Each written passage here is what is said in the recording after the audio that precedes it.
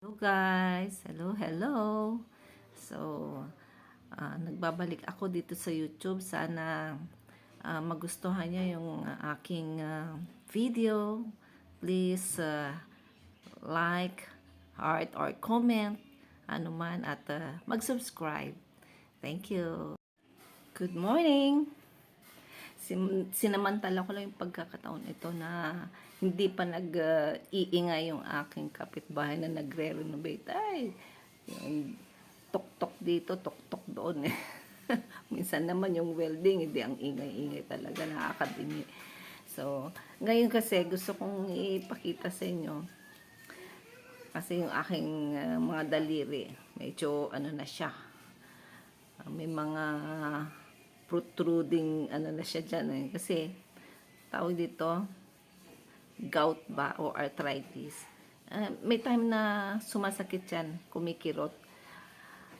At ayoko naman uminom palagi ng pain reliever. Kaya naghanap ako ng mga video na makakatulong kung paano i-relieve ang mga pain. So, meron akong isa na nakita eh. Imamassage lang pala yung mga daliri. Ginaganon, oh. Ganon. Minamassage. So, hopefully na ma-relieve ito. Kasi totoo, no? Minsan, merong nakipagkamay sa akin. Eh, dahil sa mainit ang pagtanggap sa akin. Makipagkamay. Pinipisil yung aking daliri. Ay, yung aking kamay. Ang sakit. Actually, ang sakit talaga. Ay, naku, eto na. Maingay na. Maingay na. May nagwe-welding na, oh. Naglalagari ng, ano. Bahala na. Basta ito, ayan. Pinakita ko sa inyo kung paano i-relieve ang pain. So, minamassage lang pala ganyan. Ang sakit na talaga yung mga daliri ko, akala nyo. Siyempre, at the age of 62, ayan na ang aking napala. Ewan ko kung sa kasipagan ba, or dahil sa, minsan kasi sa lifestyle, ano, yung mga kinakain.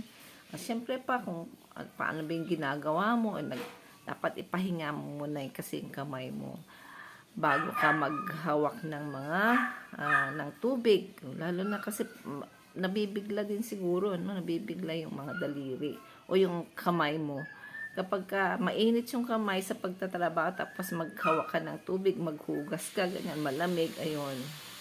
Syempre lalo na ang trabaho ko dati, laging hawak ko tubig, naghuhugas, ganyan.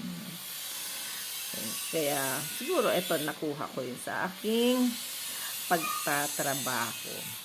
Ito, minamassage na lang kaysa naman iinom ng pain reliever. Maingat din ako na takot din ako mag-iinom ng mga pain reliever dyan. Hanggat maaari, hindi ako umiinom. Ayan, sige, try nyo din mga senior dyan na katulad ko. Masarap din na minamassage ganun eh. O, sana nga ma-relieve. O, siya.